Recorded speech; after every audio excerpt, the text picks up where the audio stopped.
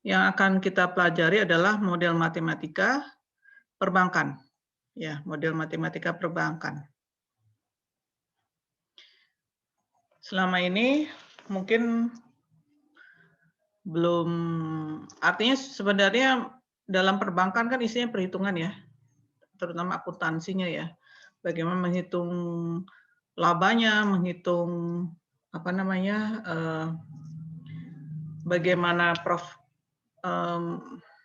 suku bunganya kalau mau itu ya, kalau mau pinjam dan sebagainya. Itu adalah perhitungan dari perbankan. Tapi bagaimana kemudian kita membuat model matematikanya? Bedanya apa dengan hanya sekedar hitungan biasa? Kalau model matematika itu bisa menyamakan apa namanya, sifatnya dengan data yang ada, dan mungkin bisa untuk prediksi yang akan datang, ya. Jadi begitu kita punya model matematika dalam bentuk rumus gitu ya, itu biasanya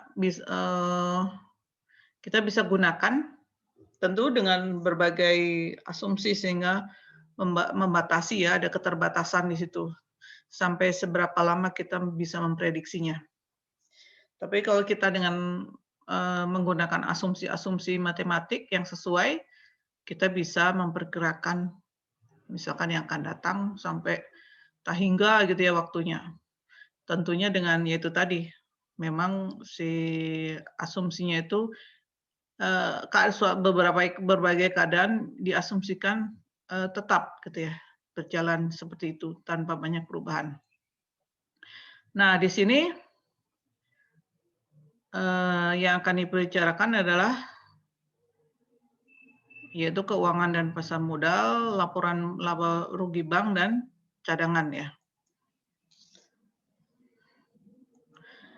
Nah, bagaimana sih sebuah bank bekerja? Ya kan? Kalau kita take it for granted kan, kita bisa menyimpan uang di bank gitu ya, dan kemudian kita bisa mengirim uang gitu ya, mengirim uang untuk itu, bentar. Sudah bisa itu belum? Ya, jadi sebagian besar orang memiliki saving atau simpanan jadinya ya, dan simpanan itu diperoleh karena kita menyediakan suatu barang atau jasa pada orang lain misalkan.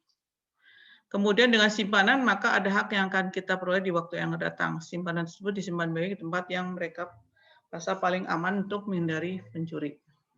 Ini ini bisa, ini simpanan bisa simpanan uang, bisa simpanan barang ya, karena di sini kelihatannya barang.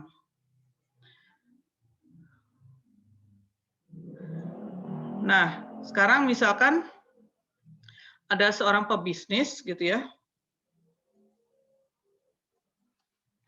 Bisnis dia memiliki ide untuk membuat sistem irigasi yang lebih baik supaya produktivitas panennya meningkat sehingga akan lebih efektif gitu ya itunya, dan dia mendapat keuntungan juga ya setiap tahunnya. Nah, pebisnis tersebut membutuhkan orang yang mau mengerjakan proyeknya, yaitu disebut worker, dan orang yang memakai proyek tersebut, yaitu farmer. Nah, pebisnis hanya memiliki cara untuk meyakinkan orang tersebut bahwa proyek ini akan menghasilkan keuntungan atau generate return. Sebagai berikut, yaitu pinjam modal dari saving, bayar worker gitu ya, misalnya ini worker, proyek selesai menghasilkan keuntungan, kemudian sharing keuntungan ke pemilik modal atau interest atau bunga. Nah, di sini terlalu merepotkan bagi pemberi modal maupun pekerja untuk mengevaluasi satu sama lain, sehingga diperlukan bisnis ketiga, intermediasi gitu, yaitu yang disebut bank. Bagaimana bisa bank menjadi penengah di antara entrepreneur-nya, farmer-nya, sama worker-nya, ya. Bagaimana bank itu bisa menjadi penengah di antara semua pihak.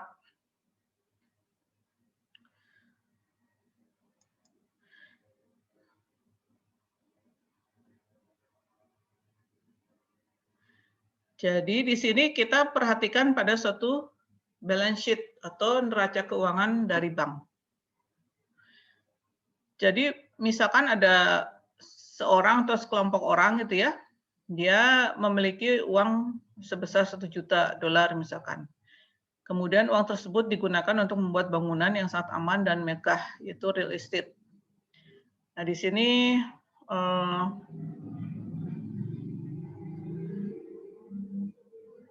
orang tersebut akan mulai membuat bank ya di situ.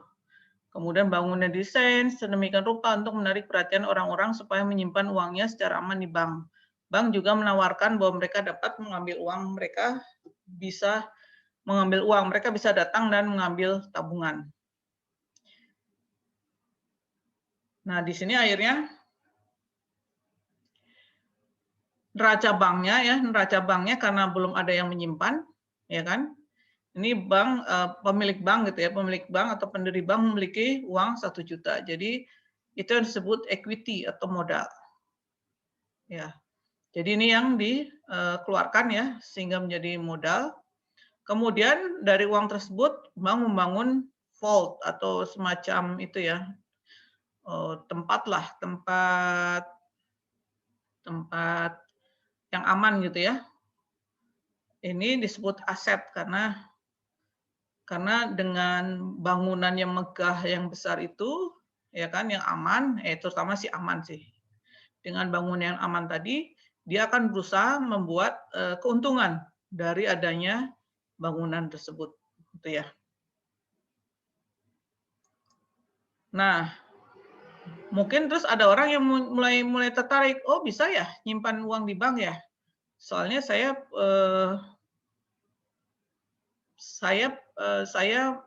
khawatir kalau uang saya simpan di rumah misalkan itu khawatir ada yang mengambil gitu ya pada saat misalkan saya lengah gitu ya. Jadi akhirnya ada orang yang memasukkan uang di bank sebesar 10 juta ya, 10 juta ya, 10 juta dolar tadi. Maaf ini saya pakai slide dari mahasiswa saya jadi agak berantakan. Jadi nasabah menyimpan uang 10 dolar ya. 10 juta dolar. Nah, kemudian artinya uang yang tadi 10 juta tadi disimpan sebagai liabilitas atau utang. Karena dengan bank itu menerima uang sebesar 10 juta dolar tadi, maka bank semacam memiliki hutang, ya utang kepada nasabah tadi. Artinya suatu saat uang tersebut harus dikembalikan ke nasabah. Ya. Maka yang kanan itu, yang atas ini disebut liabilitas. Sedangkan equity atau modal itu yaitu modal yang awal tadi yang dia mulai mau membangun bank tadi. Ya, di atasnya itu adalah liabilitas. Ya. Kenapa modal bukan aset di sini? Karena suatu saat modal pun harus dikembalikan ke pemilik itu ya, pemilik banknya ya. Jadi yang kanan itu memang masuk ke dalam simpanan di bank, tapi suatu saat harus dikeluarkan untuk dikembalikan. Nah, di sini setelah ada uang 10 juta, bank muncul pertanyaan apa yang harus dilakukan dengan uang 10 juta tadi? Karena kalau misalkan hanya disimpan saja, oke lah, nasabah tersebut misalkan memberi fee gitu ya, fee untuk operasional menyimpan uang tersebut. Jadi entah membayar keamanannya, membayar administrasinya gitu ya. Nah, di sini apa yang dilakukan? Nah, seperti saya sebutkan tadi, bank merupakan safekeeping untuk safekeeper ya, untuk memungkinkan nasabah dapat mengambil uang kapanpun mereka butuhkan. Maka sebelum memproduktifkan 10 juta tadi, perlu dilakukan penyisihan uang atau set aside dalam bentuk cadangan. Jadi pada saat uang itu masuk, bank akan mencoba supaya uang 10 juta tadi itu dimanfaatkan. Ya, dimanfaatkan. Karena dimanfaatkan itu artinya dipinjamkan ke orang lain. Ya, nasabah yang tadi yang membutuhkan dana untuk proyeknya gitu ya. Nah, tapi sebelum semuanya itu diserahkan, ya kan? Ada sekitar gitu ya, misalkan 10% dari 10 juta tadi yang harus disimpan. Karena apa? Kalau yang nasabah yang menyimpan 10 juta tadi itu ingin mengambil sebagian uangnya, ya.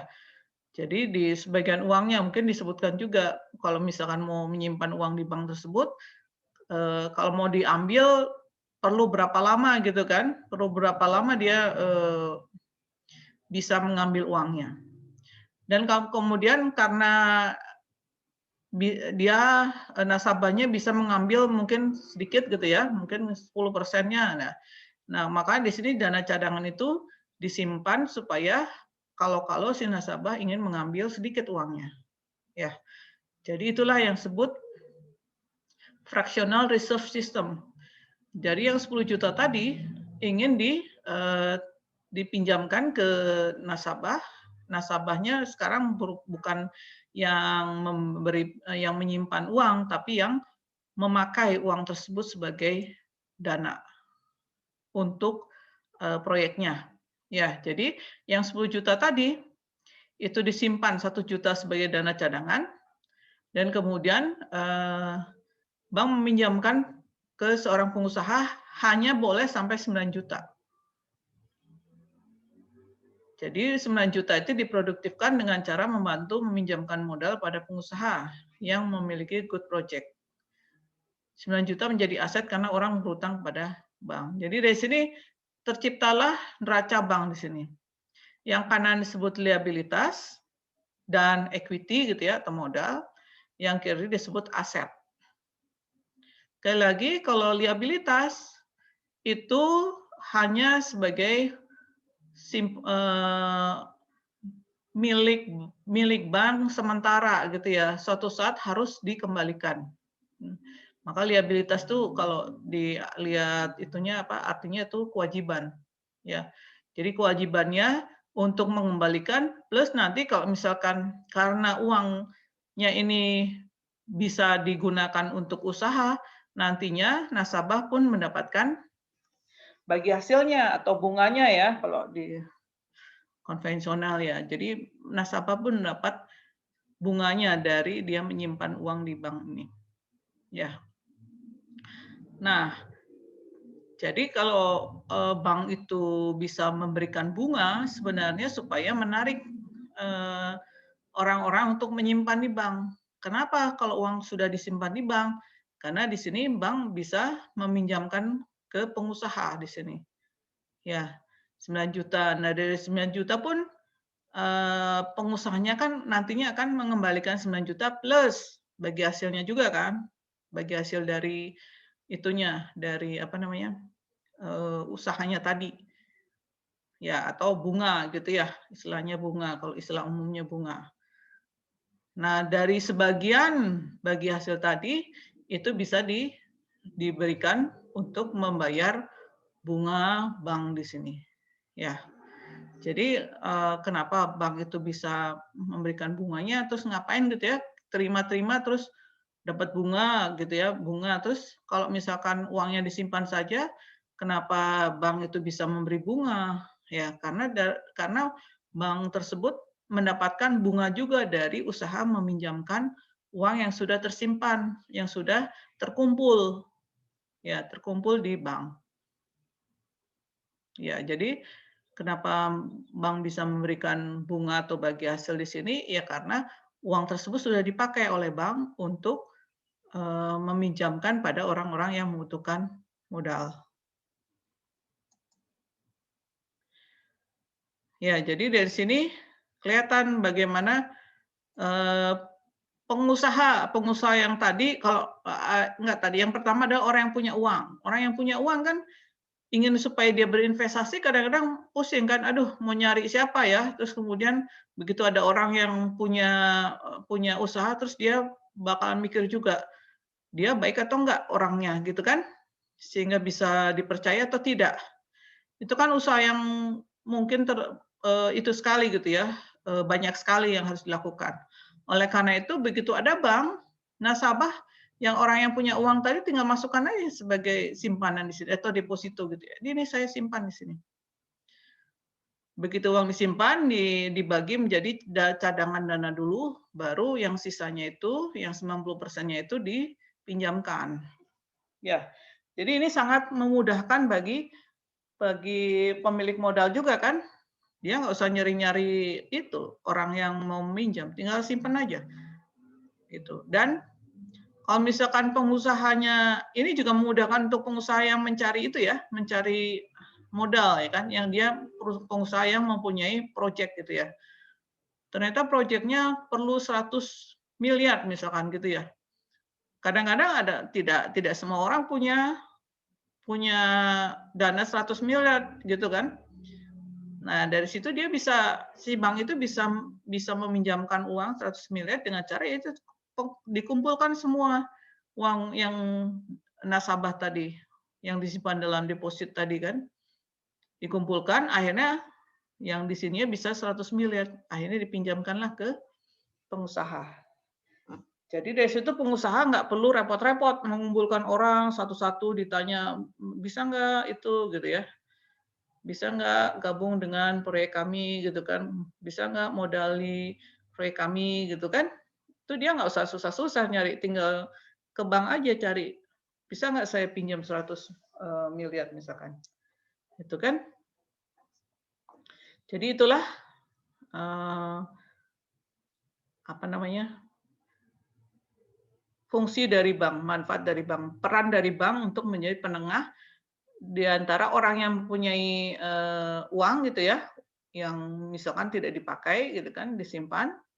Kemudian ada juga orang pengusaha-pengusaha yang ingin didanai proyeknya, ya. Disitulah pertemuan di antara dua pihak tersebut, yaitu di bank. Nah, bagaimana bank menghasilkan uang?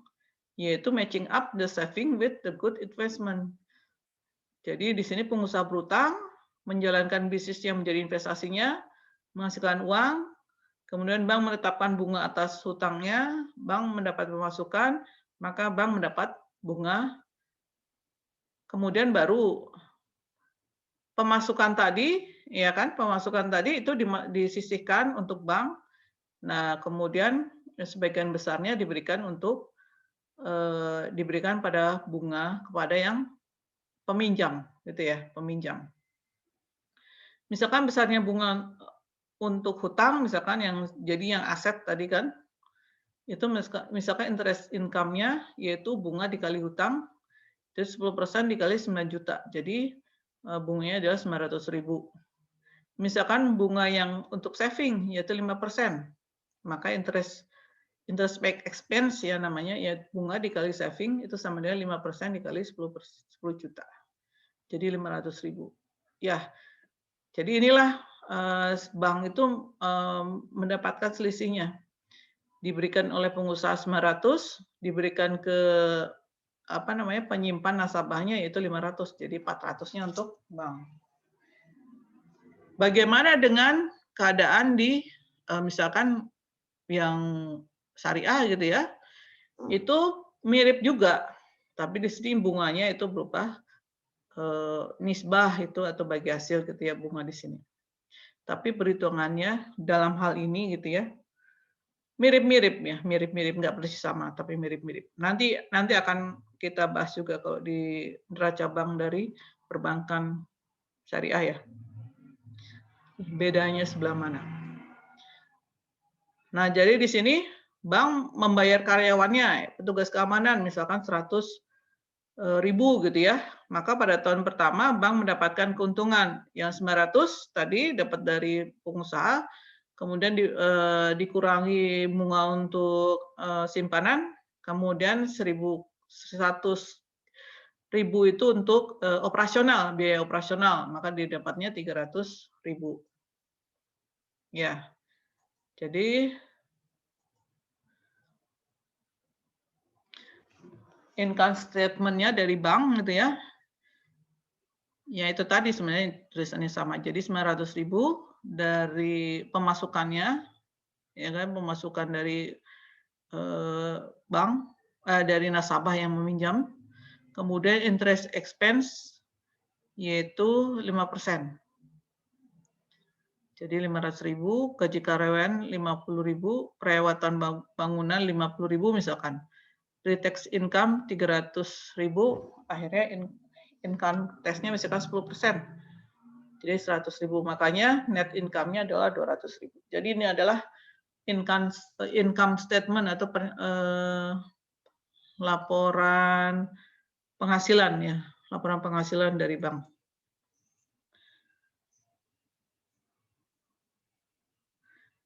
Ya, jadi dari sini begitu dibangun raca, ya kan, dibangun raca, akhirnya ada ketentuan bahwa yang kanan harus sama dengan yang kiri. Ya. Jadi yang kanan harus sama dengan yang kiri.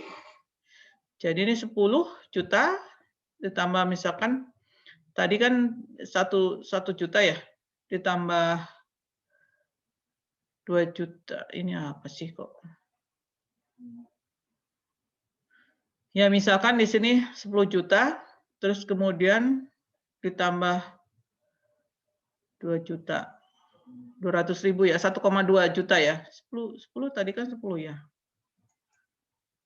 Kalau misalkan bank punya uangnya 1 juta ya untuk membangun itunya. Membangun bangunannya. Membuat bangunannya. Jadi sini karena 2 juta itu tambahan dari tadi kan. Jadi prosesnya adalah nasabah memasukkan simpanan sebesar 10 juta, cadangannya itu adalah 1 juta gitu ya. 9 jutanya itu untuk itu diberikan ke apa namanya? Ke pengusaha. Kemudian selama setahun pengusaha itu kemudian memberikan net income. Net income-nya yaitu 200.000 tadi kan, itu dimasukkan dalam cadangan dana. Ya, jadi yang net income tadi yang sudah dikurangi ya, jadi 400 dikurang 900 dikurangi 500 dikurangi 100 dikurangi itu juga pajak ya. Jadi sisanya ada 200.000. Nah, dari 200.000 itu untuk menambah modalnya. Ya, jadi prosesnya adalah kita harus tahu prosesnya dulu ya. Yang pertama adalah simpan uang, ya kan yang pertama. Kemudian dari sini 9 juta dan 1 juta ya. Tadinya 1 juta aja di sini. Kemudian 9 juta itu ke pengusaha, ya kan, pengusaha. Kemudian tiap akhir tahun pengusaha itu memberikan bunganya. Karena net income tadi sudah dihitung dia hanya menambah 200.000 kan? Mana sih? 200.000. Makanya di sini cadangannya tadinya 1 juta menjadi 1,2. Karena di sini tadinya hanya 10 dan 1, ini kan 10 tadinya dan ini 1 kan. Yang 200.000 itu harus dilaporkan di sebelah kanan juga. Jadilah menjadi 1,2. Ya. Ini saya tulis lagi deh ya prosesnya ya.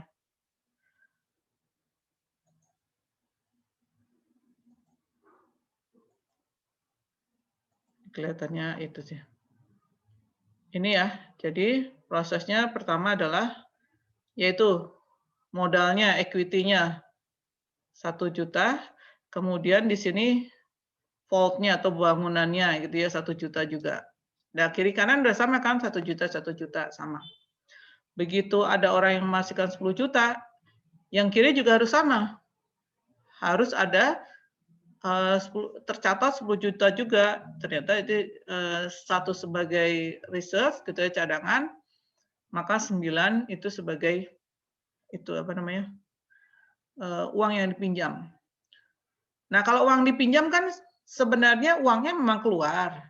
Tapi kan catatannya tetap, ya kan? Catatannya adalah 9 juta. Jadi ini tercatat 9 juta di bagian peminjaman di situ ya, di bagian kredit misalkan.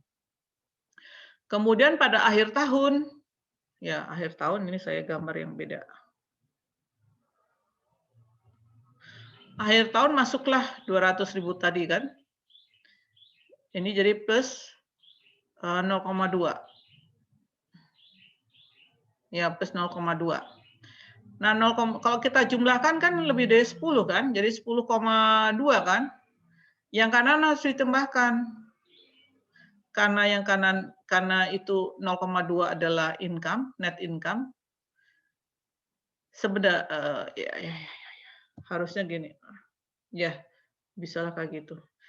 Nah, ini ditambahkan ke itu.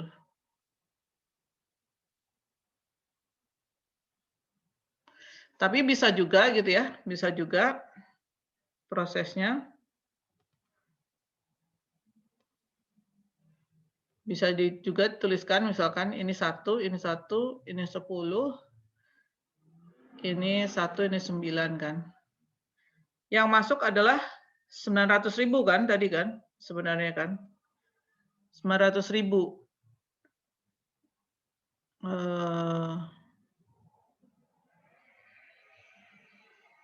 Bisa saja ini plus atau udah dikurangi itu saja ya, dikurangi operasional. Operasionalnya berarti dia ya udahlah ini benar 0,2. Jadi ini plus 0,2. Ini kalau laporan akhir tahunnya ya.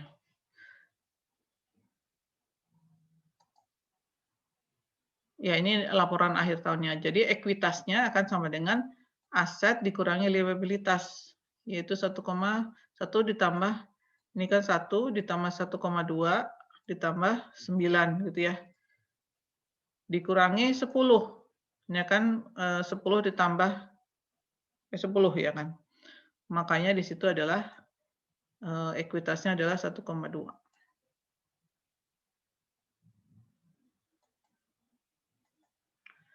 Ada pertanyaan dulu sampai sini?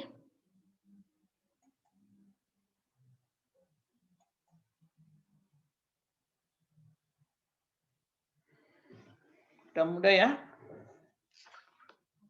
Nggak terlalu susah untuk diterima ya.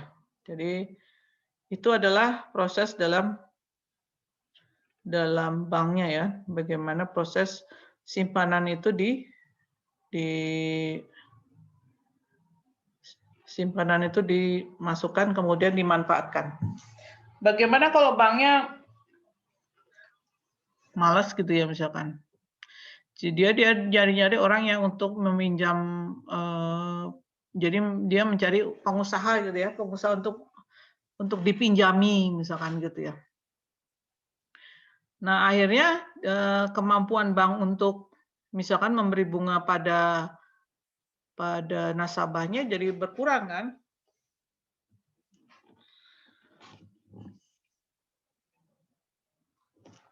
Akhirnya ya kalau misalkan di bank konvensional kan tetap 5% tuh, 5% terhadap uang yang disimpan. Maka lama-lama dia akan akhirnya kalau misalkan banknya tidak terlalu bisa menyalurkan ya kan istilahnya menyalurkan uang 9 juta itu pada pengusaha ya kan, maka dia akan keberatan untuk membayar bunga 5% tadi. Akhirnya ya banyak bank yang kemudian langsung jor-joran untuk menawari masyarakat untuk meminjam, ya kan? Bahkan dengan apa namanya? Dengan syarat yang sangat mudah gitu misalkan. Gitu ya.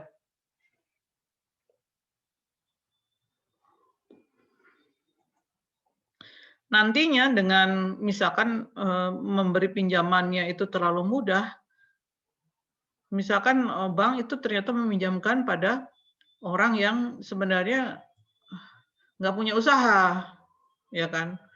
Dia misalkan sebenarnya miskin, artinya sebenarnya dia pas-pasan gitu ya. Dia punya rumah pas-pasan gitu ya dan sebenarnya nggak punya usaha, jadi dia hanya untuk makan. Nah, suatu saat dia tidak bisa mengembalikan uangnya. Dengan tidak bisa mengembalikan uang, apalagi membayar bunganya gitu ya, maka bank akan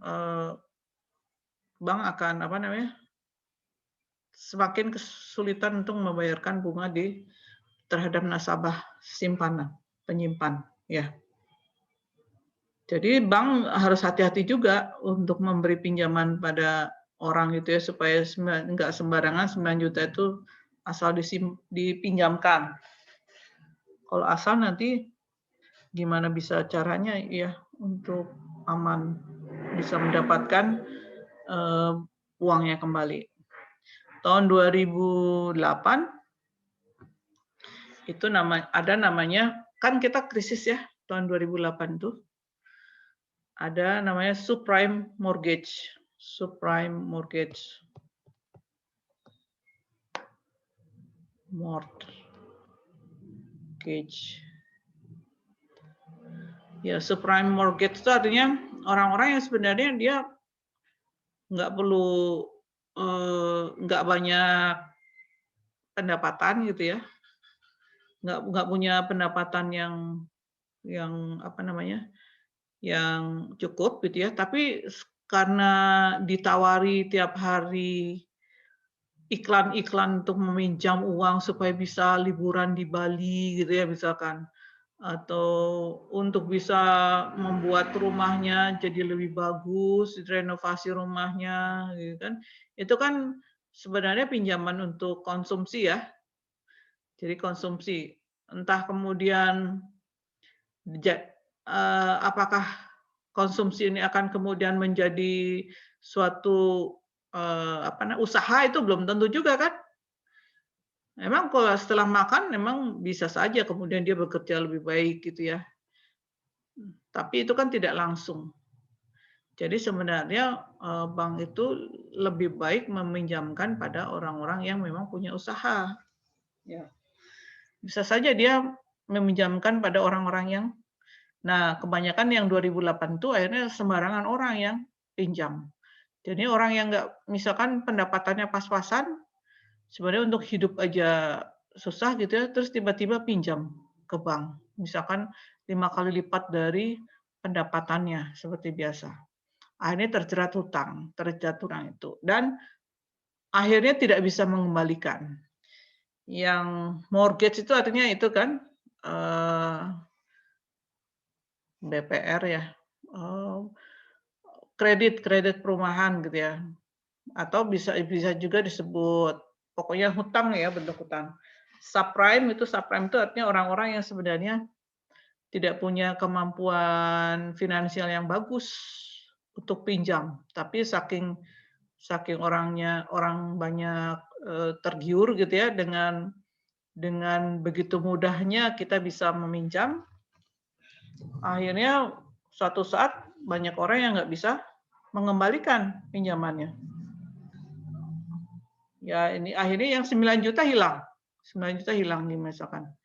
9 juta hilang nggak bisa kembali kan, yang 10 juta itu jadinya kitanya begitu ini hilang. Misalkan yang tersisanya 2 juta yang bisa ditagih. Berarti yang di sini harusnya yang kanan juga sama dong. Berarti ini kurang, ini 10 juta harusnya jadi 8 juta di sini. Dikurang 8 juta supaya sama dengan, bukan 8 juta ya. Jadi misalkan yang tersisa adalah 2 juta. Jadi totalnya adalah 4,2 kan, 4,2. Totalnya 4,2. Nah, karena ini harus 10 juta, harusnya 4,2 gitu ya, 4,2. Berarti kan yang 1,2 itu harus dikembalikan. Akhirnya ya sudah modal dari bank tersebut misalkan untuk menutupi gitu ya. Tambah 1,2 gitu ya misalkan. Kan baru 6,4. 6,4 berarti hilang 3,6-nya dari mana? Ya. 3,6 bagaimana bank harus mengembalikan sebesar 10 juta, misalkan orang-orang pada ambil tabungannya kan, padahal yang tersisa hanya 6,4. Itu yang terjadi. Jadi itu terjadi non-performance loans, non-performing loans, yaitu hutang-hutang yang tidak bisa dikembalikan oleh peminjamnya. Ya, itulah yang membuat bank itu bangkrut atau banks run gitu ya. Nggak tahu kenapa istilahnya kok run, lari gitu ya.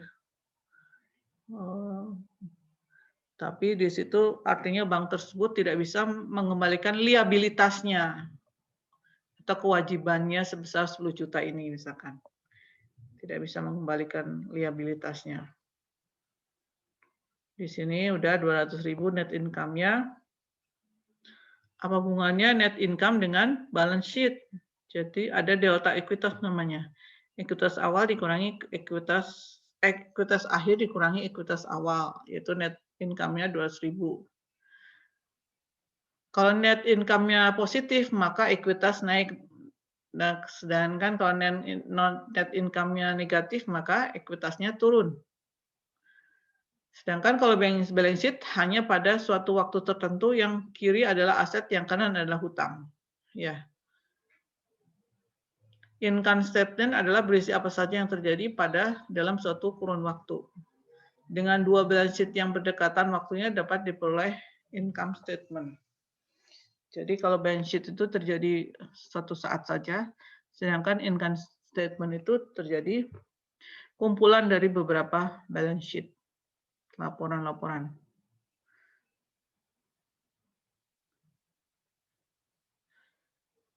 Nah, bagaimana menghitung return atau pengembalian yang diberikan pada ekuitas?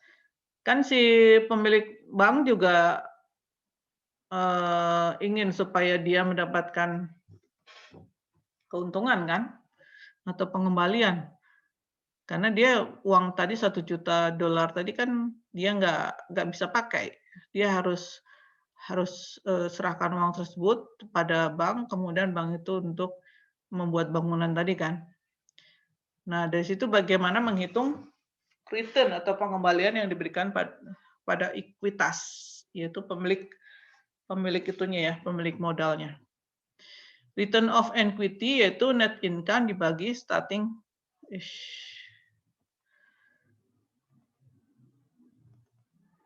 net income dibagi starting equity. Itu delta equity dibagi starting equity. Itu 0,2 ya. 200.000 dibagi 1 juta. Jadi sama dengan 0,2.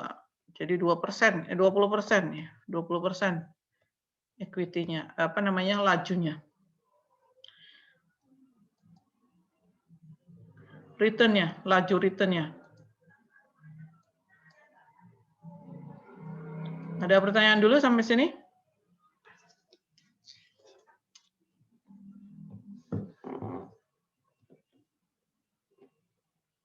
Udah jelas ya. Kemudian di sini kita bahas tentang fractional reserve banking yang tadi. Nah, di sini kita akan memahami istilah-istilah money creation, yaitu proses penciptaan uang yang tidak dapat dikontrol oleh bank sentral. Multiplier effect, yaitu kondisi di mana peningkatan pengeluaran nasional mempengaruhi pendapatan dan konsumsi. Jadi lebih tinggi dibandingkan sebelumnya. Jadi money creation adalah penciptaan uang. Bukan uang itu tuh dicetak, enggak ya. Kalau itu hanya mencetak uang. Kalau di sini penciptaan uang atau money creation. Di create bukan di making ya, bukan making money tapi create money. Itu seperti apa? Yang tidak bisa dikontrol oleh bank sentral. Ini bahkan bahaya gitu ya kalau misalkan money creation-nya terlalu aktif ya kan. Kemungkinan besar akan non performing loans-nya itu akan besar juga. Jadi nggak bisa itu nggak bisa terkendali. Akhirnya yaitu tadi bangkrut banknya. Kemudian multiplier effect tadi yaitu di mana peningkatan pengeluaran nasional mempengaruhi pendapatan dan konsumsi menjadi lebih tinggi dibandingkan sebelumnya. Nah, ini juga ada istilahnya itu fractional reserve system atau sistem cadangan fraksional. Adalah suatu sistem perbankan yang mengizinkan bank komersial untuk mendapatkan keuntungan dan meminjamkan sebagian dari deposito nasabahnya. Fractional reserve system. Sistem cadangan fraksional.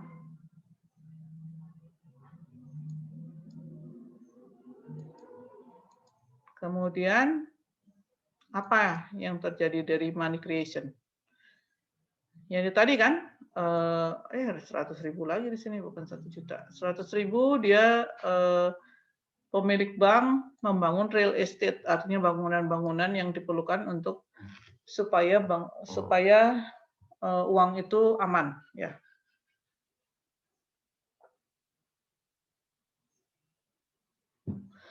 Kemudian dari situ 10% dari 1.000 banknya dijadikan reserve kan. Di reserve, kemudian 9%-nya yaitu 900 gold-nya dipinjamkan atau di lend out. Nah, kenapa di sini gold ya? Gold itu emas ya. Karena sebenarnya dulu itu kasusnya adalah yang terjadi adalah belum ada uang di situ. Jadi alat untuk tukar menukar itu adalah emas. Ya. Jadi asalnya terbentuknya bank juga urusannya dengan emas yang disimpan. Ya. Nah, dari sini bagian-bagiannya udah jelas ya. Jadi yang ini adalah liabilitas, kewajiban. Kenapa disebut kewajiban? Karena bank itu wajib untuk memberi bunga dan wajib untuk mengembalikan uang simpanannya tadi. Makanya disebut kewajiban atau liabilitas. Kemudian yang bawah itu masih modal atau equity ya. Kemudian yang uang yang akan dipinjam itu disebut aset ya, walaupun sebenarnya keseluruhannya ini sebenarnya seluruhnya aset namanya. Jadi di sini bagian dari aset yang bisa dipinjamkan. Kemudian yang tengah itu reserve atau cadangan. Kemudian yang paling bawah itu adalah aset bangunannya. Jadi di sini kalau di sini aset bangunan untuk banknya, tapi yang di atas itu aset itu artinya uang itu sebut aset juga gitu ya. Karena dari uang bisa beli banyak barang gitu ya. Beli barang sesuatu akhirnya akan menjadi aset.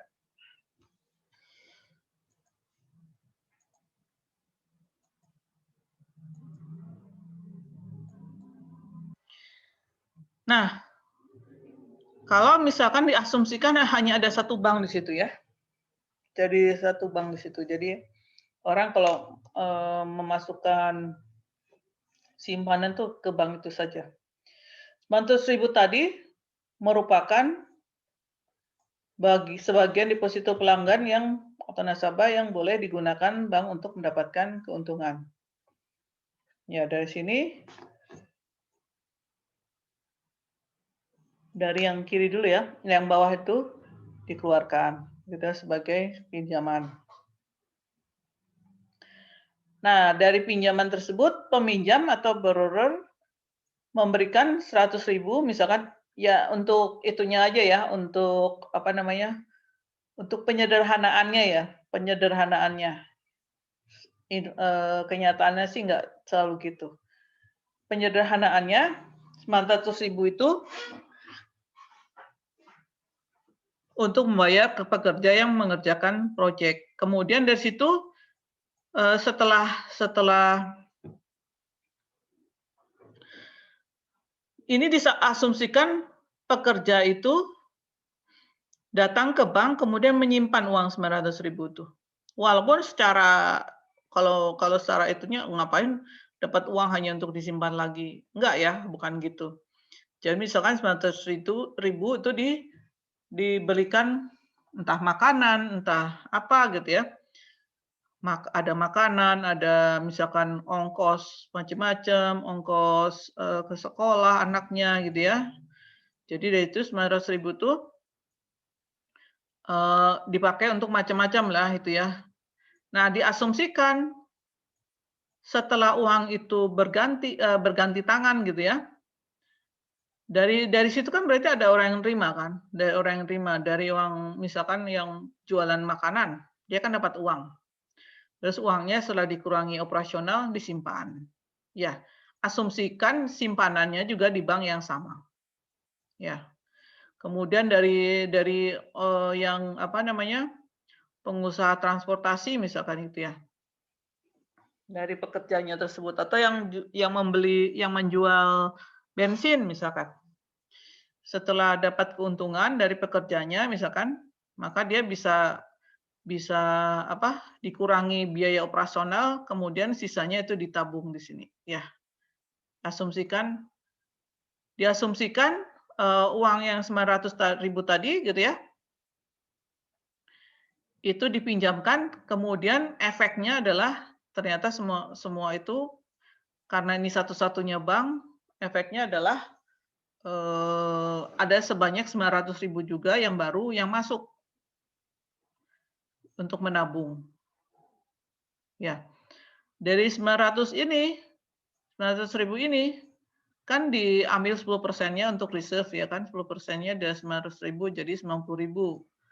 Jadi reserve-nya 10%. Kemudian sisanya yaitu 900.000 dikurangi 90 ya kan reserve-nya itu sama dengan 810.000.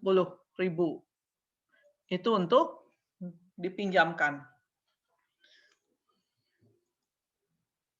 Ya. Jadi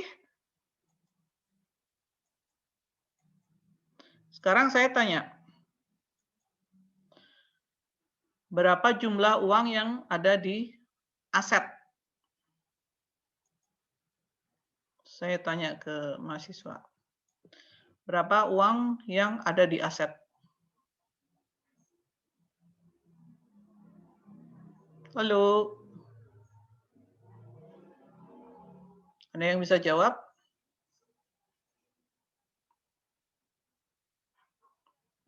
Halo, halo.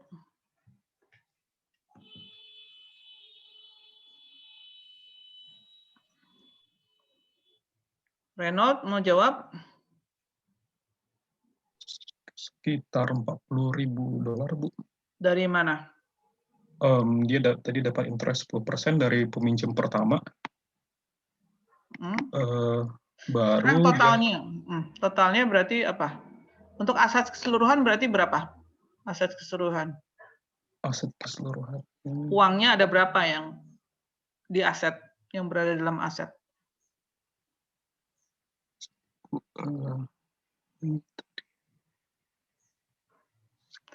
Ini belum ada itu ya.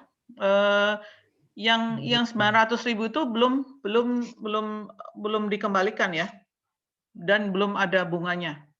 Jadi hanya sekitar 900.000. Ini kan belum ada bunganya. 10% tadi kan ini gara-gara ada apa namanya? Ini kok kebalik. Nah, yang ini ya. Jadi 900.000 itu dipinjamkan, pinjaman tersebut masuk ke 900 sini gitu ya. Coba sekarang yang aset sebelah kiri berapa jumlahnya? Ini belum ada income-nya ya, belum ada income-nya.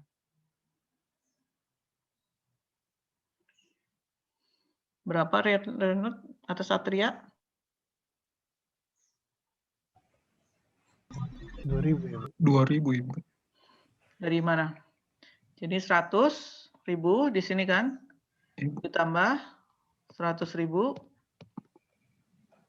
Kemudian 900. 100. Di atas 900. 90 ditambah 810. 110. Jadi adalah 2.000. 2.000. Ya. Jadi di sini untuk balance sheet-nya 2.000 itu ada berada dicatatkan pada aset.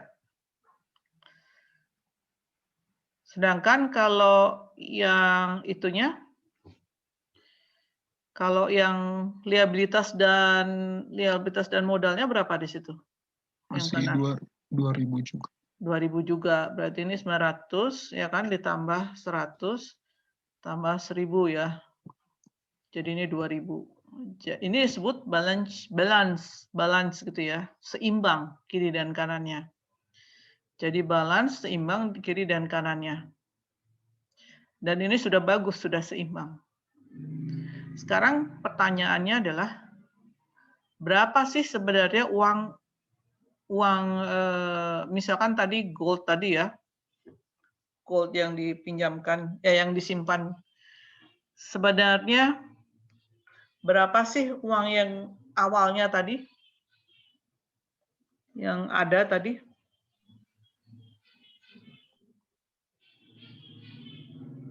Berapa? Nilai awal tadinya berapa, Reynold? Dari banknya ya, Bu? 100.000. Yang 100.000 plus? Plus income-nya tadi, net income-nya. Bukan. Enggak, 100.000 itu kan untuk itunya ya, modalnya kan? Ya, Bu. Kalau 100.000 dibiarin aja kan nggak akan terjadi seperti ini. Nggak terjadi pinjam-meminjam seperti itu kan. Dan satu lagi apa yang harus ada tadi?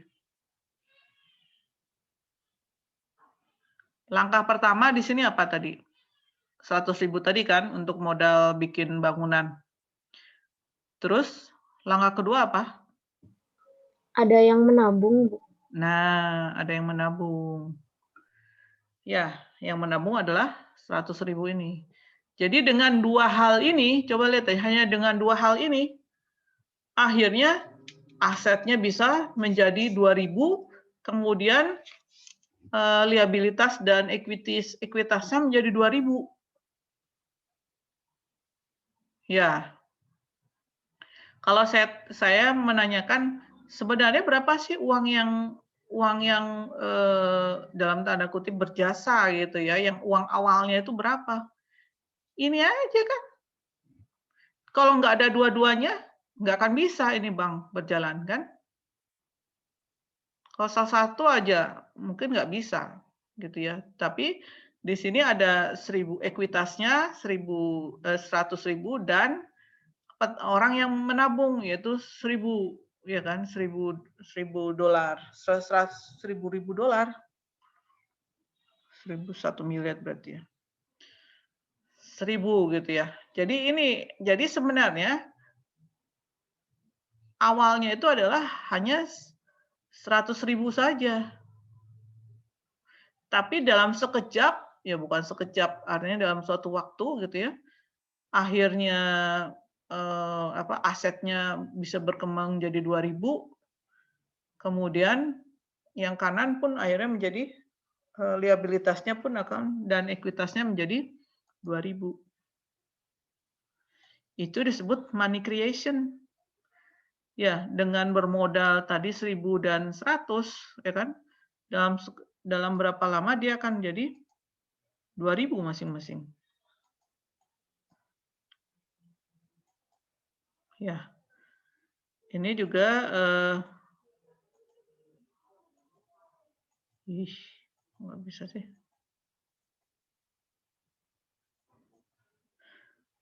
Kemudian dari sini misalkan, tadi kan yang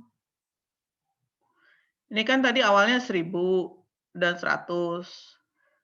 yang 100-nya untuk bangunan, 100-nya untuk 10% dari 1.000 kan, untuk reserve, 900-nya untuk itu dipinjamkan. Dan dipinjamkan, ternyata dengan berbagai proses yang ada, dia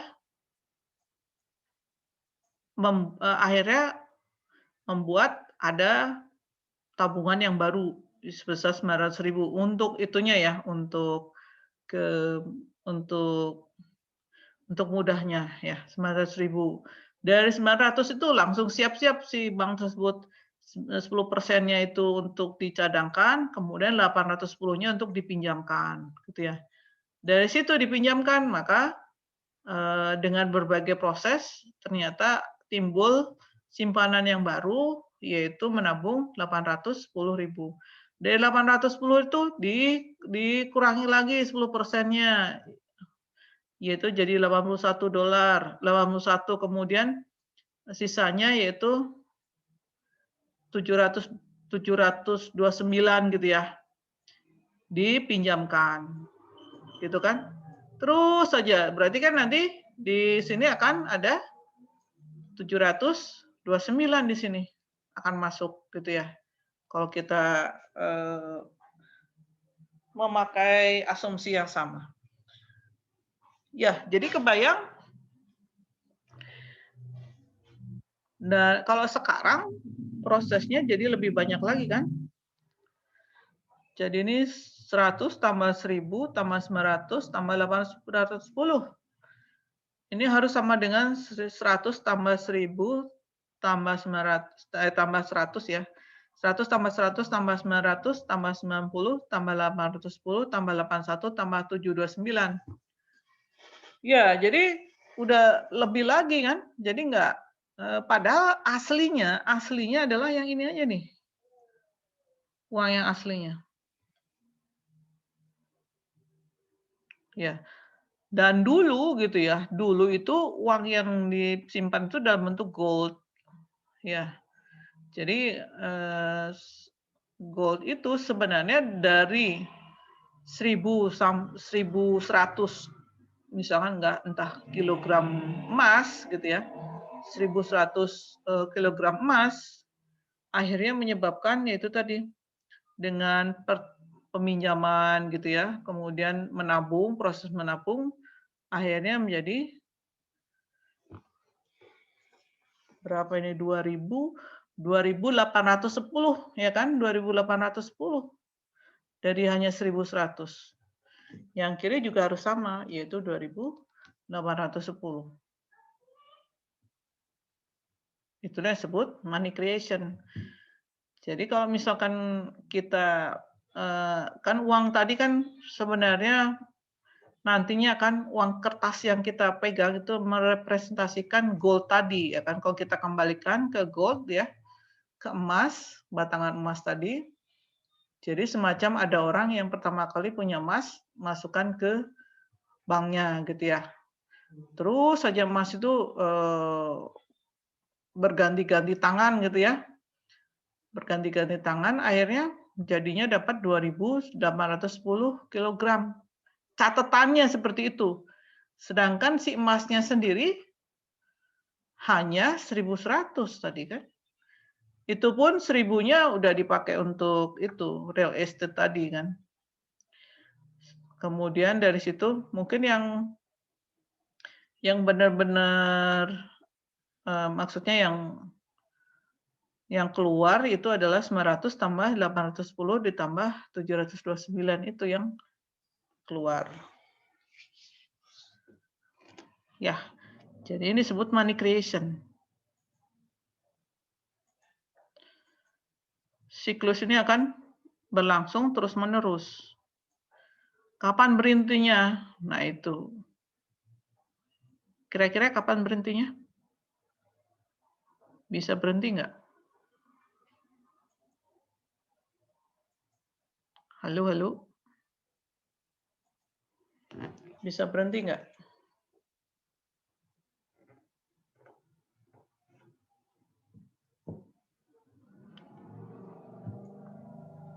Ada yang mau itu mencoba memberi pendapat? Kalau yang menabung tidak ada, Bu. Kalau menabung tidak ada, maksudnya? Yang awal tadi. Enggak, ini kan sudah ada maksudnya. Sudah ada. Kapan berhentinya? Kalau kapan berhenti kan berarti kan sudah ada orang yang menabung 1.000 tadi kan, itu sudah ada. Tapi proses ini, money creation ini, kapan berhentinya? Mungkin kalau pekerjanya narik $1.000 itu, Bu. Pekerjanya menarik $1.000. Kan bisa diberikan gitu ya, misalkan. Kan masih ada 900 sama 810. Seluruh nasabah menarik uangnya gitu, Bu. Iya, karena bank kan menggantungkan diri pada uang yang ditabung kan? Iya. Iya, jadi selain ya semuanya ya, ada ini 810, 900 sama 1000 diambil lagi kan, udah saya itu wah si itunya bakalan kelimpungan banknya karena dia hanya punya 81, 90 sama 100 yang tersimpan di bank. Ya kan, reserve tadi kan hanya itu tadi, jadi hanya berapa itu tuh 9, 17, 271 ya. 271 aja yang tersimpan di bank. Yang lainnya itu ada di orang-orang yang pinjam. Ya, kemudian misalkan kita belum bicara bunganya ya. Misalkan yang ini aja, yang 810 misalkan, kan dipinjam. Terus kemudian ternyata nggak kembali kayak tadi, non-performing loans ya kan. Sisanya dia hanya bisa 10 aja yang kembali, sisanya udah entah kemana gitu ya karena dia bangkrut atau misalkan terjadi bencana alam gitu ya sehingga dia tidak bisa, dia hanya sempat nyicil 10 gitu ya misalkan. Terus gimana bisa itunya kan? Gimana bisa bank itu bisa mengembalikan 900, 810 sama 1000 tadi kan? Ya, jadi dari sini kira-kira ini kan prosesnya terus-menerus ya. Kalau misalkan ya dengan asumsi banyak orang yang selalu pinjam gitu ya. Kemudian banyak orang selalu menabung gitu ya. Oke lah kalau banyak kita asumsinya selalu ada orang yang pinjam untuk usaha dan ada asumsinya selalu ada orang untuk menabung gitu ya. Kan itu prosesnya bakalan terus-menerus kan? Bahkan sampai tabel ini kan bisa terus ke atas terus. Ya kan terus bahkan terakhir nih tinggal $1 gitu ya, $1. Tapi kan ini belum itu ya, belum mempertimbangkan income tadi. Ya kan kalau income tadi kan berarti yang kanan tadi kan misalkan ini nambah. Kemudian dari sini bisa saja nambah juga gitu ya. Karena misalkan uang yang bunga dari pinjaman tadi nggak diambil tapi dimasukkan sebagai tabungan juga, berarti nambah juga kan, yang kanan nambah, terus si itunya juga modalnya nambah. Artinya apa? Aset yang kiri juga bisa makin banyak lagi dipinjamkan, gitu kan? Jadi ini bakalan terus menerus bisa sampai dari yang hanya 1.100 jadi bisa tak hingga gitu dalam tanda kutip ya, atau bisa besar sekali gitu kan. Nah, jadi yang paling ditakutkan apa di sini? Yang paling ditakutkan oleh bank? Nasabah tidak ada yang menabung dan yang peminjam nggak mengembalikan. Performance loan. Iya, betul.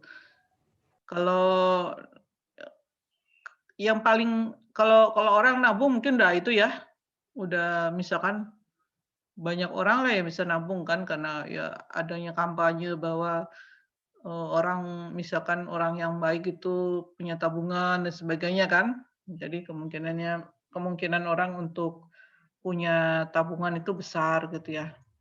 Terutama kalau kita untuk mempersiapkan masa depan misalkan kan harus punya tabungan. Yang jadi masalah yang tidak bisa dikendalikan adalah non-performing loans tadi. Ya kan, non-performing loans. Jadi artinya harusnya loans tadi kan diharapkan oleh bank untuk mendapatkan bagi hasilnya kan. Kalau non-performing itu sudah hasilnya nggak ada, dari bunga tadi nggak ada, juga uangnya tidak kembali. Ya, biasanya bank itu kadang-kadang selalu mengambil risiko yang besar. Ya, jadi kalau ada kesempatan untuk meminjamkan, ya udah pinjamkan saja gitu ya. Dan oleh karena itu terjadilah yang tadi subprime gitu ya, subprime mortgage tadi. Jadi artinya orang yang nggak sebenarnya tidak mampu gitu ya untuk berhutang gitu ya, untuk mengembalikan hutang, tapi ditawarin terus, akhirnya jadi kepincut gitu ya, jadi kepengen untuk ngutang, enak lumayan loh gitu ya. Dari hitung-hitungan sih saya hanya gajinya hanya misalkan hanya 100, terus diiming-imingi supaya minjem 1000 gitu ya. Kan dalam misalkan paling minimal 10 bulan bisa kembali kan, misalkan gitu kan. Berusaha gitu aja. Kalau saya pernah gitu ya, waktu saya sekolah gitu ya, saya sekolah di Inggris, itu tuh tiap hari tuh ada postcard. Saya dikirimi postcard, bahkan entah itu apa namanya, dia mungkin nggak tahu nama saya gitu. Jadi kayak spamming aja lah, spamming email gitu ya. Email kan di spam tuh artinya dikirimi sesuatu iklan-iklan gitu ya. Kalau di sana dulu akhirnya spam itu dalam bentuk postcard, yaitu kartu gitu ya, kartu pos gitu ya. Jadi di situ setiap hari selalu ada menawarkan itu sekali, gampang sekali untuk pinjam gitu ya. Ayo misalkan Anda datang langsung dapat pinjaman, langsung keluar dari kantor pasti bawa uangnya gitu ya. Jadi itulah usaha orang untuk mendapatkan pinjaman, untuk bank tersebut untuk memberikan pinjaman. Mohon maaf Bu. Ya. Bagaimana non-performing loans itu terjadi? Bukankah ketika ada orang yang meminjam itu menyertakan jaminan? Nah, Kalaupun peminjam itu sekedar meminjam, kalaupun dia nanti kabur, jadi akhirnya kan jadi pencuri. Masa seceroboh itu? Mohon maaf. Siapa yang ceroboh? Tanpa jaminan seperti itu, ada rule-nya ketika meminjam. Nah, itu terjadi. Nah, jaminan itu sebenarnya itu akhirnya jaminan itu akan menjadi peraturan setelah terjadi itu tadi, bahwa orang akhirnya nggak bisa mengembalikan, akhirnya lari gitu ya, nggak non-performing loan-nya jadi tinggi. Akhirnya sekarang dibuatlah aturan. Nah, dulunya itu nggak ada aturannya, jaminannya itu. Nggak ada aturannya. Ya. yang kayak saya dikasih postcard itu kan itu disebut tanpa jaminan gitu ya. Nah, jadi dari situ bahkan pun jaminan pun bisa aja. Sekarang jaminannya misalkan jaminannya apa namanya? STNK gitu atau BPKP misalkan gitu ya. Udah diserahkan BPKP atau STNK. Ternyata apa? Mobilnya nggak ada sebenarnya. Gitu kan, terus gimana? Mau dijual apa? Gitu ya.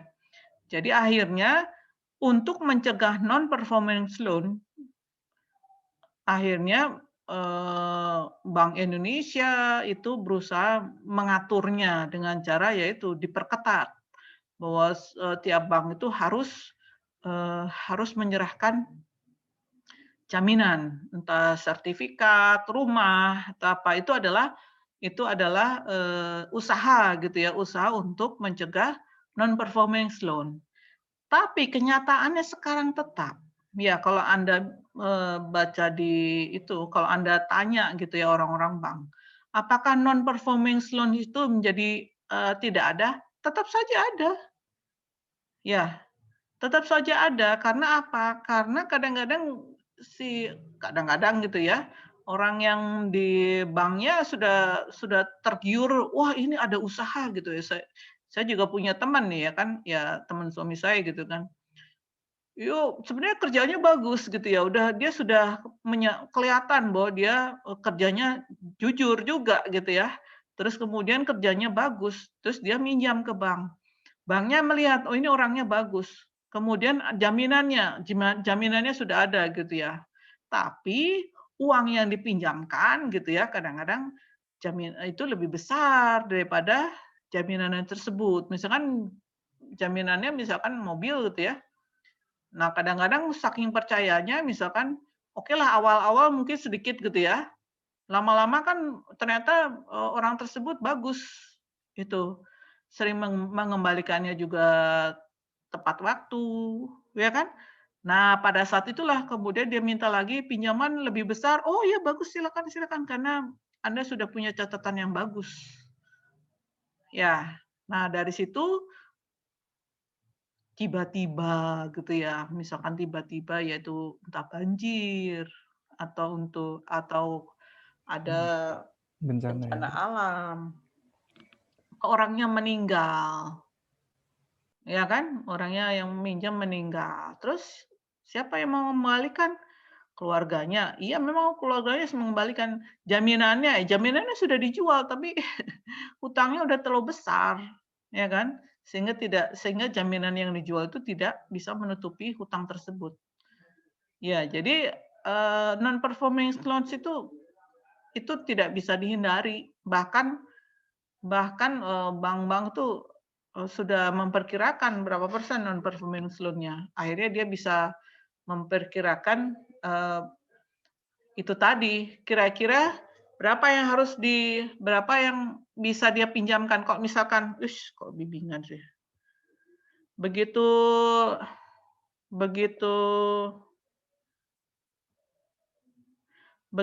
apa namanya? Uangnya tersebut sudah dia akan punya batas akhirnya, ya kan?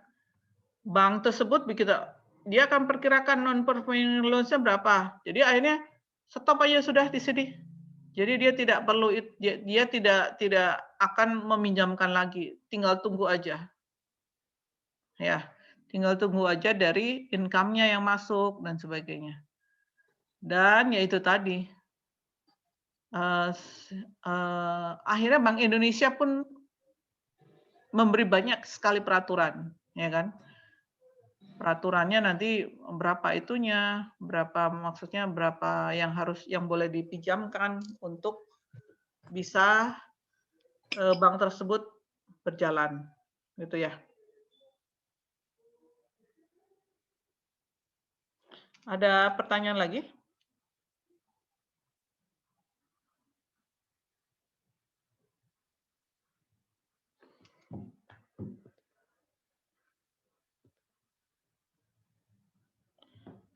Ya, jadi dari situ kita akhirnya masuk ke multiplier effect ya, dan money supply nantinya.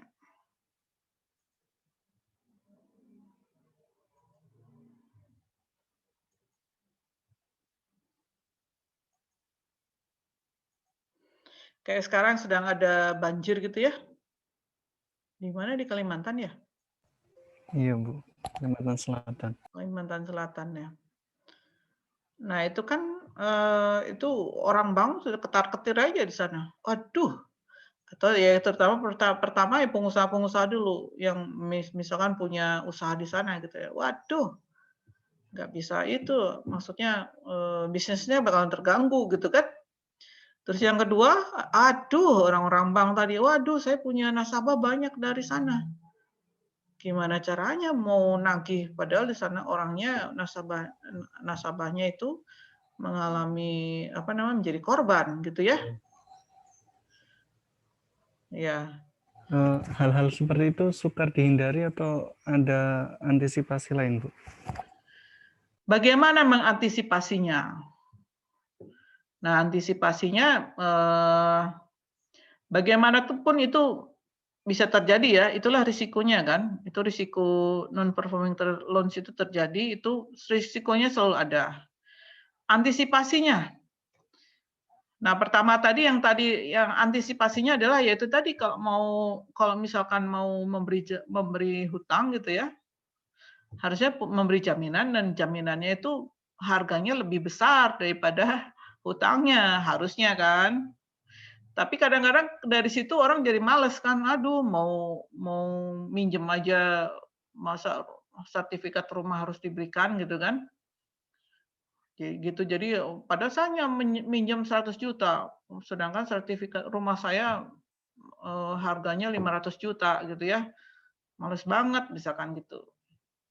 Atau ada juga yang ngasih juga, kadang-kadang sertifikatnya rumah itu rumah keluarga jadinya yang diserahkan. Begitu gagal usahanya, terus rumahnya bakalan dilelang. Wah, keluarganya yang itu, yang kalang kabut gitu kan. Kadang-kadang itu terjadi. Ya, usaha yang itu ya. Jadi kalau mau ya uang yang dipinjamkan itu harus lebih kecil daripada jaminannya. Yang kedua ya. Yang kedua yaitu tadi asuransi saja kan. Kalau misalkan memang itu daerah itu lain lagi ya, ini lain lagi nggak apa, tidak masuk dalam bahasan di sini sebenarnya. Asuransinya diasuransikan aja. Jadi misalkan saya punya usaha di daerahnya sebenarnya daerah banjir nih gitu ya. Terus kemudian sebenarnya saya nggak bisa memindahkan usaha saya karena banjirnya misalkan di situ entah apa namanya sumber untuk membuat pabrik saya gitu ya memang ada di situ tapi banjirnya gila-gilaan kalau ada banjir. Kalau nggak ada, wah untungnya banyak sekali gitu misalkan. Ya sudah asuransikan aja, asuransi banjir misalkan. Itu kan asuransi umum. Ya. Jadi begitu kena banjir, uang klaim dari itunya apa? Klaim uang asuransinya turun. Dari situ dia bisa membayar mengembalikan pinjamannya gitu ya.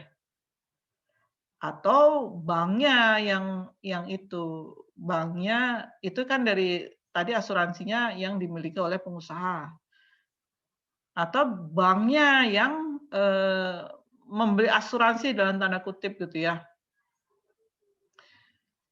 Nah, salah satu asuransi bagi yang dilakukan oleh bank apabila kalau banknya bangkrut ya. Jadi artinya kalau memang benar-benar non-performing loans-nya terlalu banyak gitu ya, sehingga banknya bangkrut, kan akhirnya pengusaha tidak percaya kan pada bank tersebut. Akhirnya banknya memberikan asuransi ke LPS sekarang namanya, Lembaga Penjamin Simpanan. Kalau Anda sekarang punya uang nabung gitu ya, nabung sebenarnya aman aja, nggak usah takut. Begitu nabungnya itu kurang dari 2 miliar ya, kurang dari 2 miliar, itu pasti kembali walaupun banknya itu bangkrut gitu ya. Kecuali ya yang bermain adalah bank itu sendiri gitu kan. Kalau orang yang punya bank itu istilahnya yang korup gitu ya, nah itu nggak bisa dikembalikan oleh LPS. Jadi LPS itu hanya akan mengambilkan kalau misalkan yaitu tadi tidak ada permainan di dalam bank tersebut. Kalaupun ada permainan sehingga akhirnya bangkrut juga gitu ya, itu kemungkinan masih bisa dikembalikan gitu ya. Tapi akhirnya seluruh aset banknya jadi milik LPS kan, dijual kemudian itu untuk mengembalikan uang yang akan ditanggung oleh LPS dalam membayar semua simpanan banknya, semua penyimpan bank, nasabah depositnya. Itu ya. Iya Bu, terima kasih. Ya. Ada lagi yang bertanya?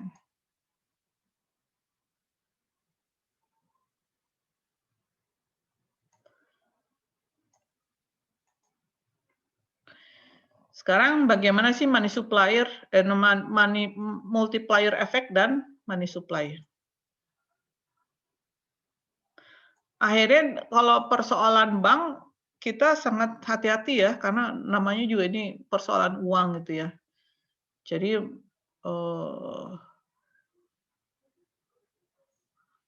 akhirnya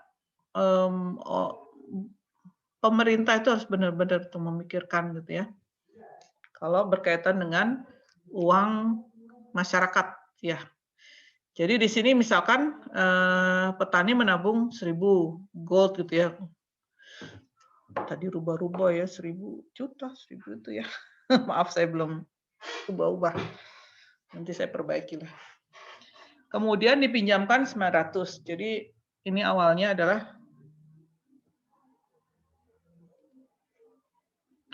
tadinya modal 100, kemudian ada 1.000 seorang menabung 1.000 gitu ya, atau kumpulan dari berbagai orang gitu ya, 1.000, kemudian dari sini itu di reserve, disimpan sebagai reserve, kemudian 900 bisa dipinjamkan. Dari peminjaman tersebut diasumsikan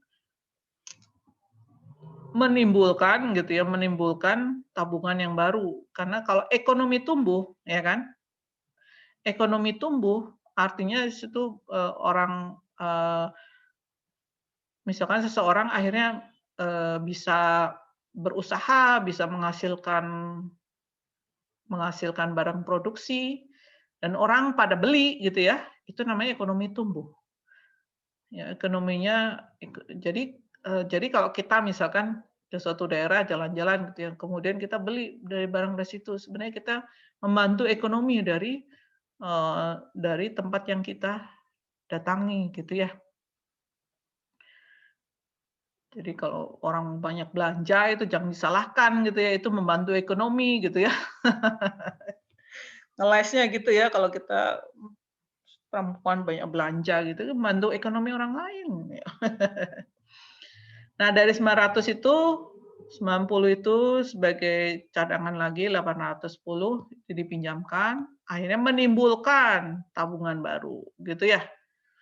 Nah, kalau dari sini udah 800 yang baru itu tabungan baru, berarti ada timbul lagi di sini kan 810. Sudahlah disimpan aja lah. Nah, itu yang disebut stop. Ya kan? Dia tidak dipinjamkan lagi. Ya, jadi pada saat inilah banknya itu tidak melakukan money creation lagi.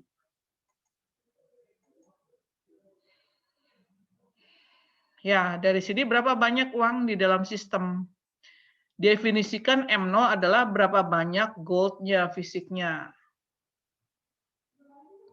Fisiknya yaitu 1000 tadi yang baru itu, yang masuk tadi. Ya kan? Yang 100 gold, oke lah, dia sudah berpindah tangan ke orang lain sehingga akhirnya real estate-nya jadi itu kan. Jadi bangunannya sudah ada gitu ya. Jadi dari fisiknya tadi, gold tadi adalah 1000 aja yang sudah menjadi 100 dan 190 ini kan. Dan 810. Ya, ini kan reserve-nya kan. Jadi si gold-nya itu tadi sudah menjadi M0 namanya. Jadi berapa banyak gold secara fisik ada gitu emasnya. Berapa banyak uang yang semua orang miliki. Kalau uangnya yaitu adalah 810, saya hapus dulu.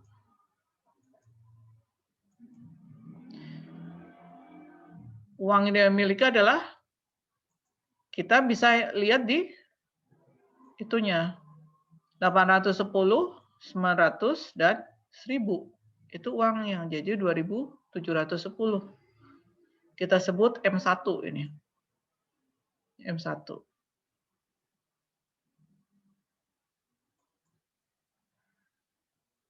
Apakah uang sebesar 2710 itu melambangkan kekayaan yang sebenarnya? Iya, jika investasi yang ditanamkan adalah investasi yang berhasil, artinya 900 yang dipinjam bisa kembali 900 juga minimal ya. Itu belum memperhitungkan bagi hasil tadi kan, atau bunga pinjaman bank hutang. 900.000 inilah yang menjadi real aset dari bank. Kekayaan 2710 itu kekayaan sebenarnya kalau investasi yang dihasilkan berhasil dan memberikan hasil yang minimal sama. Kenyataannya itu dari 2710 gold hanya 1000-nya yang uang fisik. Ya kan? Tetapi jika investasi yang ditanamkan pada proyek berhasil, maka kita punya kekayaan 2700 gold tadi. Kesannya 2700 gold gitu ya. Tapi 2700 gold itu melambangkan kekayaan, bukan melambangkan uang asli. Ya. 2700 ini disebut money supply yang memfasilitasi produk ekonomi yang lebih. Jadi kalau dari 1000 money supply-nya berapa? Itu 2710. Yaitu pada saat sudah stop tadi kan, sudah stop, yang 810 itu reserve aja, jangan dipinjam-pinjamkan lagi gitu ya. Itulah disebut money supply.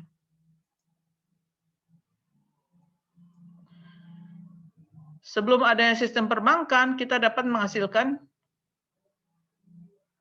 1000 apel per tahun misalkan. Tetapi jika investasi yang ditanamkan pada model irigasi berhasil, kita dapat 2000 apel per tahun. Ditambah jika investasi yang ditanamkan untuk pabrik memotong apel berhasil, maka kita menghasilkan 3000 apel per tahun. Jadi disinilah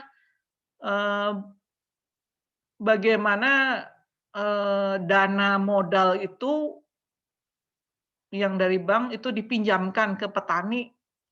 Inilah hasilnya. Ya, jadi sesuatu yang biasa saja akhirnya bisa ditingkatkan. Contohnya misalkan kita punya masakan gitu ya, kalau Anda atau apa namanya, atau itulah bikin software gitu ya, bikin software, kemudian atau masakan lah, pokoknya ada produk. Nah, saya modalnya misalkan hanya 10 juta modalnya.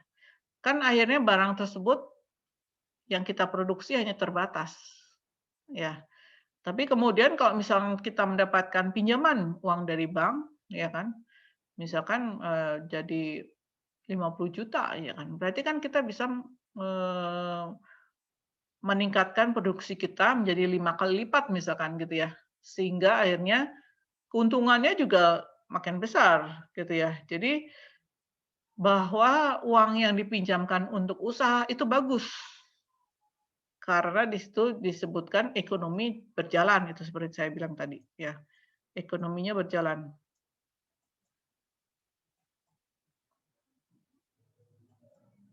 Ya. Jadi itulah sehingga di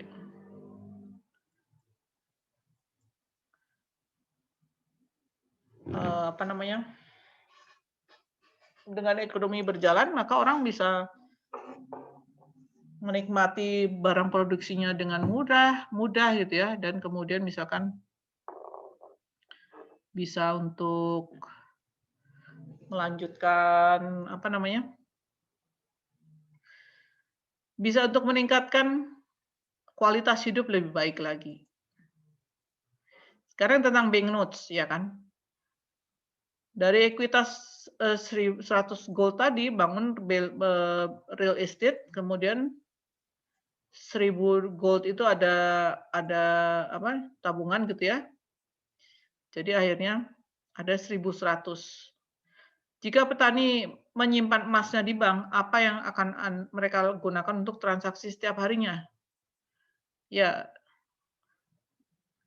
Nah, di sini kalau 1000-nya itu disimpan kan, kalau misalkan untuk tukar-nukar uang kan jadinya susah. Akhirnya bank menawarkan sebuah catatan berbentuk kertas yang menyatakan bahwa, nah ini saya tunjukkan ya. Saya cari dulu. Kenapa disebut banknotes? Ya kan? Saya baru sadarnya setelah saya di Inggris. Karena di sana itu kalau ngomong apa? Uang kertas itu banknotes. Catatan bank, aneh kan? Catatan bank itu apa gitu kan?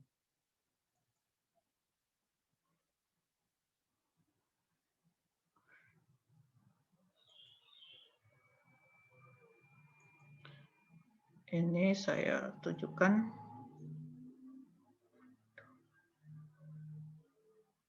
Kemana?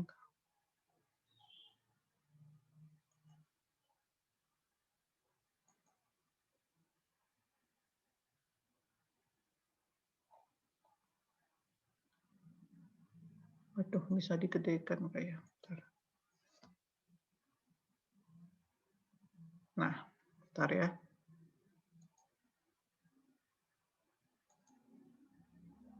Ini yang disebut banknotes. Waduh, nggak kelihatan ya sini. Nah, di sini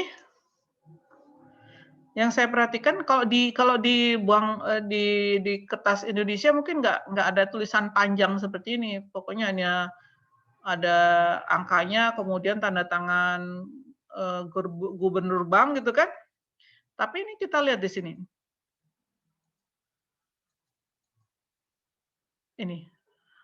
Ini Bank of England gitu ya, Bank Inggris. I promise to pay the bearer on demand the sum of the £5.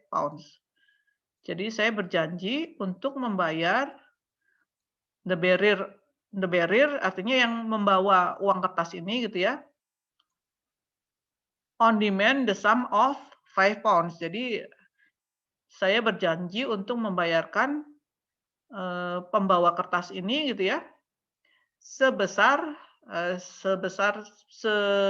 seberharga £5. Jadi sebenarnya kesannya kertas ini adalah kertas pengganti uang gold tadi. Jadi sebenarnya petani tadi itu kan menitipkan goldnya, emasnya di bank gitu ya. Nah, supaya sehari-hari bisa tetap melakukan transaksi gitu kan, akhirnya diberikanlah uang kertas banknotes itu. Jadi semacam dia itu banknya tersebut apa namanya? Banknya tersebut ini nggak bisa ya. Banknya tersebut meminjam itunya menyimpan emasnya, kemudian dipakailah banknote tadi, ya kan? Ini juga sama. Ini juga selalu ada tulisannya nih. Ini yang belakangnya ya, belakangnya. Selalu ada tulisannya bahwa saya berjanji untuk menyerahkan. Ini depannya, ini belakangnya. Jadi aslinya uang tuh itu di Inggris gitu ya, yang pertama kali. Jadi di situ, padahal ya sekarang nggak ada emasnya kan, nggak ada. Kita kalau misalkan punya uang bukan berarti kita punya emas sebenarnya kan.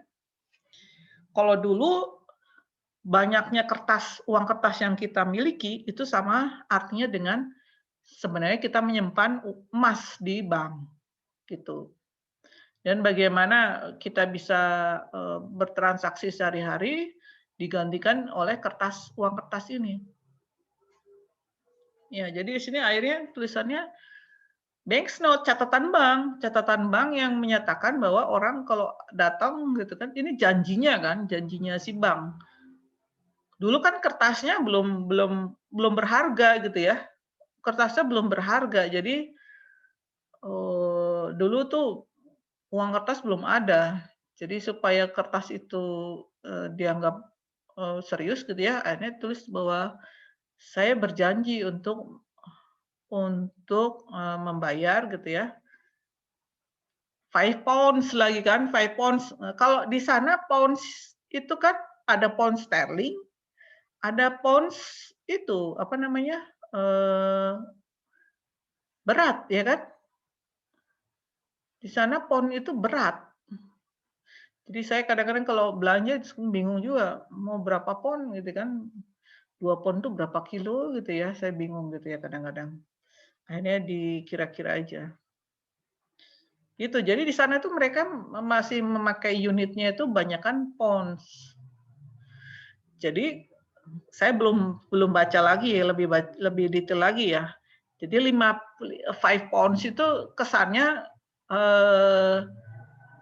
5 pound dari emasnya tadi gitu kan. Jadi kertasnya itu berharga 5 pound emasnya tadi. Gitu. Kesannya gitu. Akhirnya di sini adalah pound sterling namanya. Karena dia sterlingnya itu apa ya, saya lupa. Sterlingnya itu daerah ya, pound sterling. Di sana ada daerah sterling. Jadi akhirnya menjadi nama uang ini adalah pound sterling gitu ya. Dan di sana selalu nanya 5 pound sterling atau pound berat gitu kan.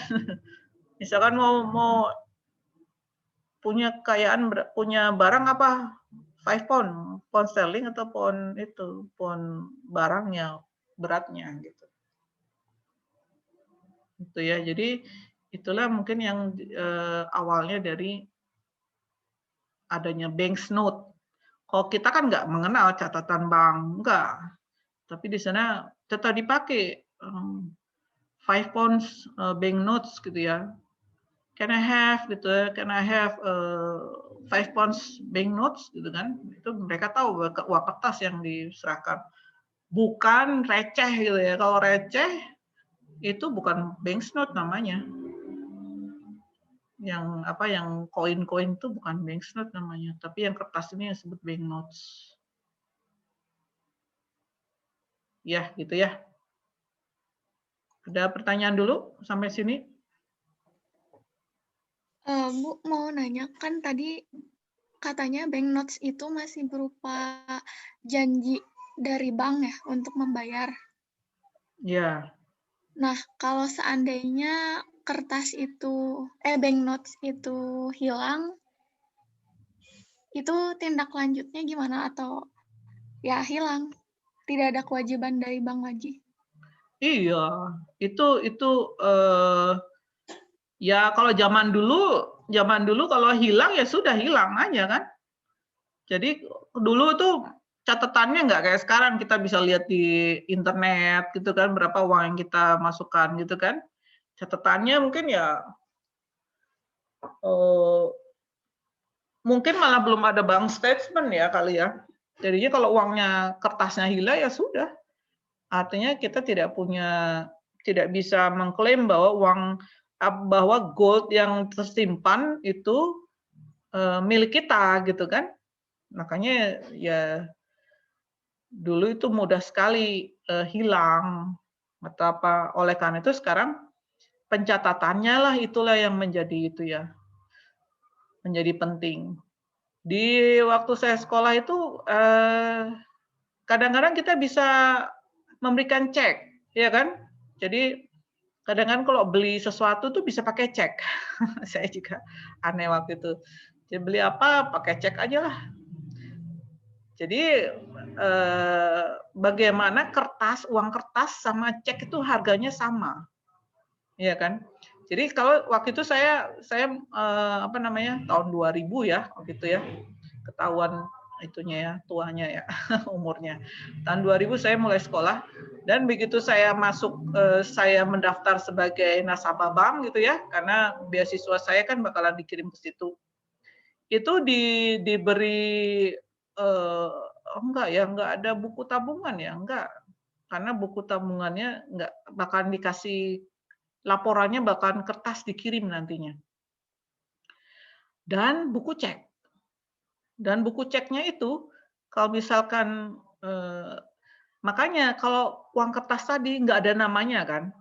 I promise the barrier. Nah, pokoknya yang bawa kertas itu dapat uangnya kan. Tapi kalau buku cek itu lebih enak karena ada namanya di situ.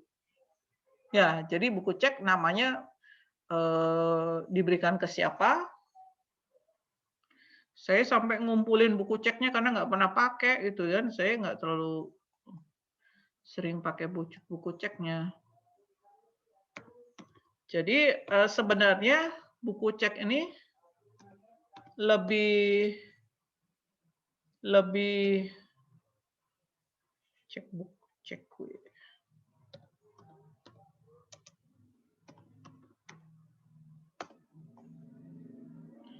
Nah, ini buku ceknya ya. Lebih bisa aman, ya kan? Karena di situ ada namanya, begitu hilang kemudian ditemukan orang lain, dia tidak bisa menguangkan uangnya, ya kan? Makanya dari itu setelah adanya banknote, akhirnya diciptakanlah buku cek gitu ya. Nah ini, mana sih? Pay gitu kan, atau bayar. Oh, kok ada bahasa Indonesianya? Oh ini orang Pineng ya, Malaysia. Pay, ini nama orang nih sini ditulis. Ya kan, Novriana gitu ya, Novriana Sumarti, berapa dolar, itu dolar kan, misalnya dolar, ringgit, misalnya 200 ringgit ya, atau tulisannya sini ya, 200 gitu, dolar gitu ya, bukan di sini ya. Nah, dengan adanya nomor dan sebagainya itu sah, ya kan, sah ini bukunya. Pembayarannya harus sah. Kalau misalkan saya mendapatkan kertas ini, kemudian saya datang ke bank, banknya langsung percaya karena di sini ini nomor yang sah gitu ya. Ini bukunya buku yang diterbitkan oleh Overseas Union Bank gitu ya. Itu sah. Jadi ini juga berfungsi sebagai uang nantinya. Karena di sini dia uang pembayaran sah. Sekarang kan enggak kan? Gara-gara apa ya? Orang kadang-kadang saya pernah dapat ya itu sih namanya masih di sana, dikasih uang cek gitu ya. Tapi ya dikasih uang cek begitu masukin nggak ada tuh uangnya sebesar itu di tabungan gitu kan. Kan akhirnya susah juga ya. Jadi sistem cek ini harus dimiliki oleh orang-orang yang bisa dipercaya gitu kan. Akhirnya sekarang jarang sekali kan ada yang pakai buku checkbook ini. Ceknya mungkin kalau mungkin ya, kalau sekarang nggak tahu ya, apakah travel check. Nah, travel check itu kalau Anda misalkan sekolah ke luar negeri, misalkan S2 melanjutkan, kemudian Anda belum punya nomor rekening kan di negara tujuan gitu ya. Nah, Anda bawa travel check. Karena dari situ kertas itu dibawa ke sana, dari sananya akhirnya kita dapat uang cash gitu. Itu namanya travel check. Dan di situ tertulis namanya jelas. Jadi kalau uang ke travel check-nya hilang gitu ya misalkan. Atau enggak ya? Travel check mungkin enggak ada namanya juga ya. Kayaknya enggak ada deh. Karena kalau hilang ya sudah, kita nggak bisa, orang lain bisa ambil gitu ya. Tapi kalau yang buku cek tadi, kalau namanya itu bukan tertulis di situ, kan kalau misalkan saya ingin mengambil uang tersebut, saya akan menyerahkan identitas saya, kartu identitas saya. Kalau misalkan tadi kan cek itu buat saya gitu ya, saya akan menyerahkan identitas saya ini, terus kemudian bisa itu, uang itu bisa diambil, gitu ya. Ada lagi pertanyaan? Kayak uang sekarang kan begitu uang kita hilang kan ya sudah, kita nggak bisa menggunakan uang tersebut kan, uang rupiah kita kan, uangnya hilang, aduh jatuh gitu misalkan, ya sudah berarti kita tidak bisa memanfaatkan uang tersebut. Sama dengan banknote tadi, makanya ada dua tadi, banknote dan cek. Kalau cek lebih aman karena ada nama kita. Gitu. Tidak ada pertanyaan lagi? Kalau tidak, kita cukupkan sekian ya kuliah hari ini. Assalamualaikum warahmatullahi wabarakatuh. Selamat sore. Waalaikumsalam warahmatullahi wabarakatuh. Terima kasih, Bu. Terima kasih, Bu. Sama-sama. Bu, apakah boleh softfile PPT-nya diupload di Microsoft Teams? Boleh. Microsoft Teams atau itu ya, atau LMS. Nanti soalnya ujiannya di LMS. Oke lah di itu ya. Microsoft Teams aja ya. Nanti saya di situ. Terima kasih, Bu. Yuk.